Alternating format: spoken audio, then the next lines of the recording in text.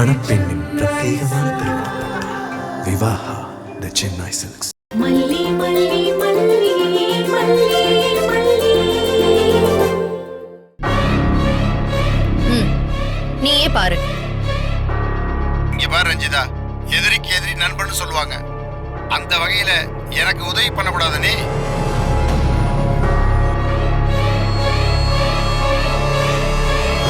விஜயை ஜெயிலுக்குள்ள அனுப்பணும் ராஜே. அவன்லாம் வெளியில இருக்க வேண்டிய ஆளே இல்ல. நான் ஒரு கை, நீ ஒரு கையே.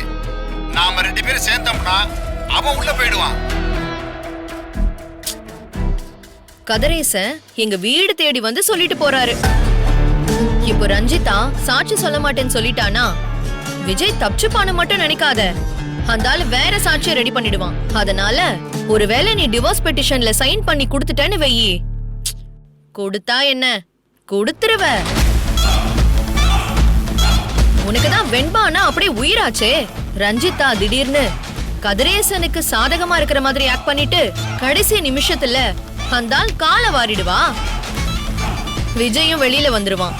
இல்லன்னு வெயி, என்ன நடக்கும்னு உனக்கே தெரியும் மல்லி. நீயே முடிவு பண்ணிக்கோ. நான் எதுவும் கம்பல் பண்ணலப்பா.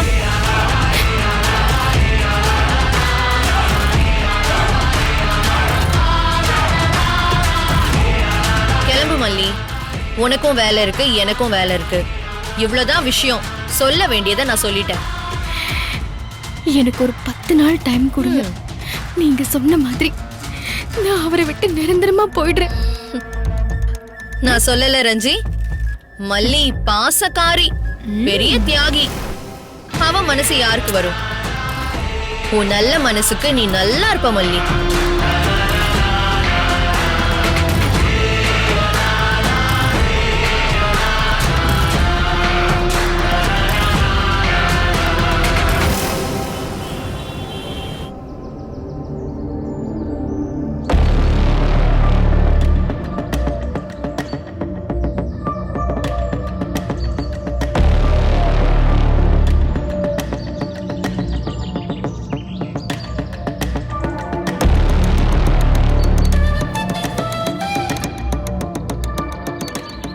ரஞ்சி, இங்க வந்து என்ன யோசிச்சுட்டு இருக்க?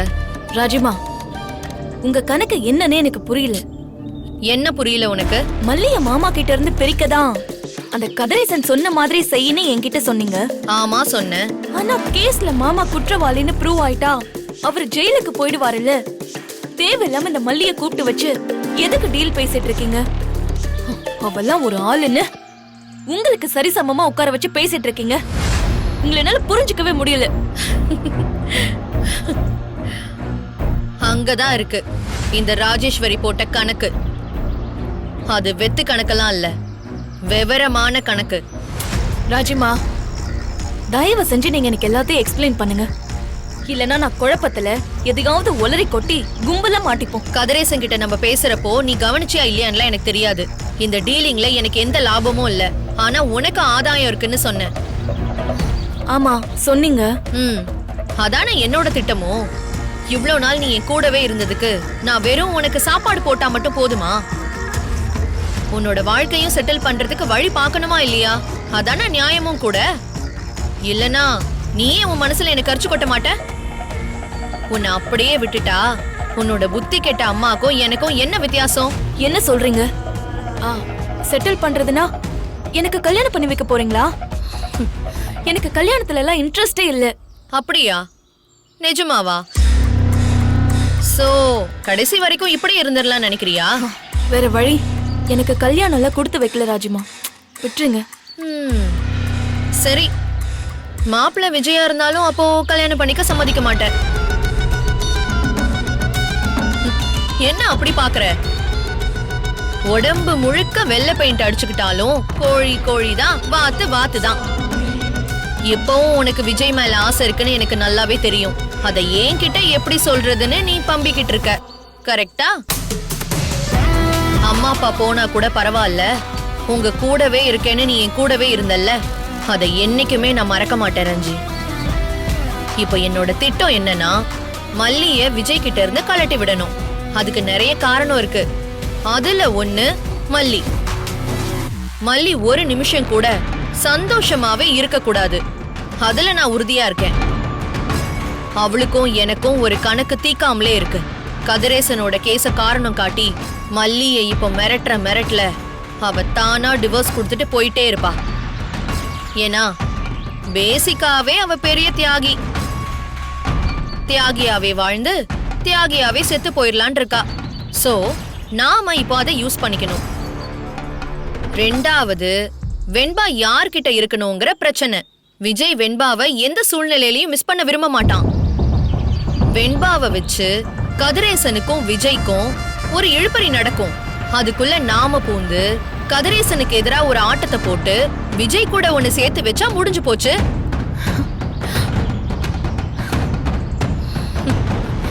நிஜமாவா ராஜிமா?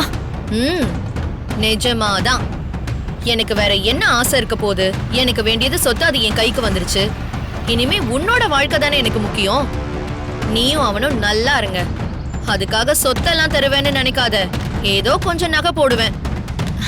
இல்ல ராஜிமா, அதெல்லாம் மாமா எதிர்பார்க்க மாட்டாரு. பாரா, மாமா எதிர்பார்க்க மாட்டாராம்.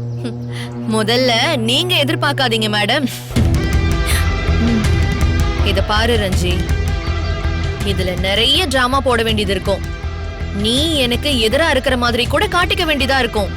என்ன சொல்றீங்க ராஜிமா? பின்ன விஜய் என் மேல கொலை காண்ட்ல இருக்கான். என் கூட சேர்ந்த பாவத்துக்கு உனக்கும் அந்த பழி வரும் தானே. அதனால நான் என்ன சொல்றேன்னா, நான் சொல்றப்போ நீ அவன்கிட்ட போய் அப்ரூவர் ஆயிடு. ராஜிமா, இதெல்லாம் ஒர்க் அவுட் ஆகுமா? இவ்ளோ நடந்ததுக்கு அப்புறமும் மாமா என்ன ஏத்துக்குவாரா? பாரா, கல்யாணம் வேண்டான்னு சொன்ன வாய் இப்போ மாமா என்ன ஏத்துப்பாரான்லாம் பேசுது. சோ இப்போவும் அவன் கூட வாழணும்னு நினைக்கிற. அப்புறம் என்ன, வாழ வச்சிருவோம்.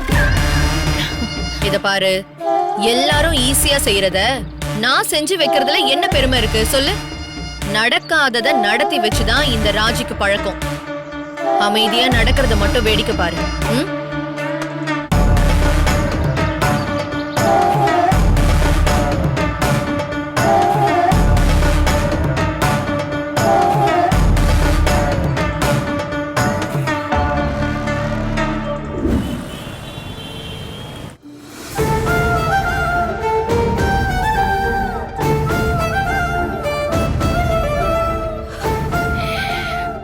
சின்னதுல இருந்தே எனக்கு குழந்தை குட்டின்னு இருக்க கூடாதுன்னு நீ முடிவு பண்ணிட்டல்ல.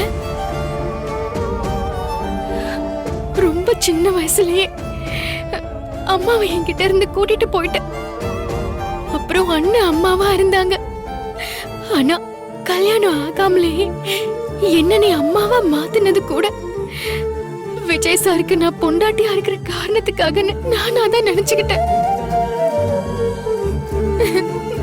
நல்ல அம்மா, நல்ல அண்ணன், நல்ல புருஷன், நல்ல குழந்தை எல்லாமே கொடுக்கிற மாதிரி கொடுத்து அத என்கிட்ட இருந்து பறிக்கிறியே ஏன்? எங்க வாழ்க்கையில என்னெல்லாமோ நீ நடத்தி வச்ச, கல்யாணம் பண்ணி வச்ச. அப்புறம் என் மனசுல அவர் மேல ஆசைய, அன்ப, காதல எல்லாத்தையும் வளர்த்து விட்ட. முதல்ல அவர் அதை நிராகரிச்சாரு. அவரோட சூழ்நிலை அதுன்னு நான் புரிஞ்சுக்கிட்டேன்.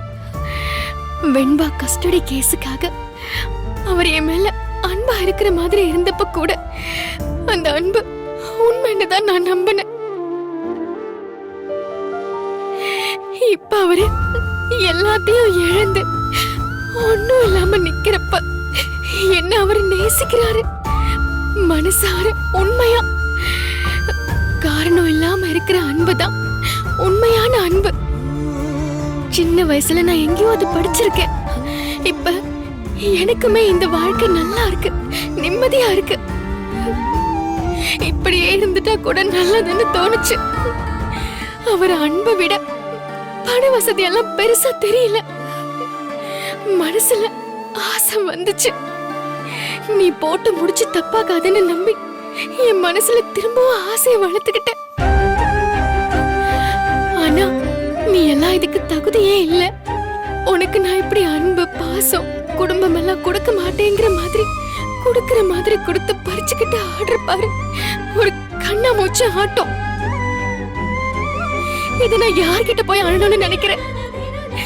அதையும் உன்கிட்ட தானே சொல்ல வேண்டி இருக்கு. அவரை பாத்தியா? அவர் மனசு நிறைய என்கிட்ட ஆசையோட பேசுறாரு. ஏக்கமா என் முகத்தை பாக்குறாரு.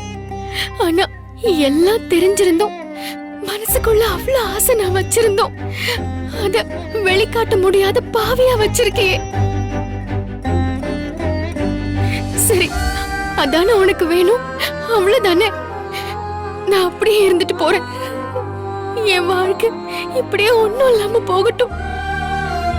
ஆனா ஒண்ணு மட்டும் செஞ்சிடாத, அவரை வெண்பா கிட்ட இருந்து மட்டும் பிரிச்சிடாத.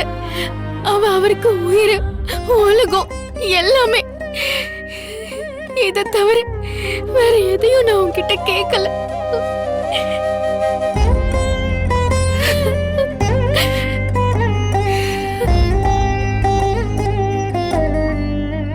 மணப்பெண்ணின் பிரத்யேகமான திருமணம் விவாஹா த சென்னை சில்க்ஸ். மணப்பெண்ணின் பிரத்யேகமான திருமணம் விவாஹா த சென்னை சில்க்ஸ்.